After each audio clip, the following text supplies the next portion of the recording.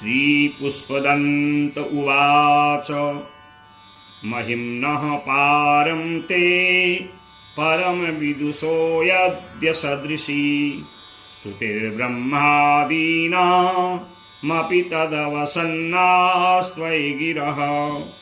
अथावाच्यः सर्वः स्वमतिपरिणामावधिगृह्णन् ममाप्येष स्तोत्रे हरनिरपवादः परिकरः अतीतः पन्थानं तव च महिमा वाङ्मनसयो रतव्यावृत्यायं चकितमपि धत्ते श्रुतिरपि सकस्य स्तोतव्यः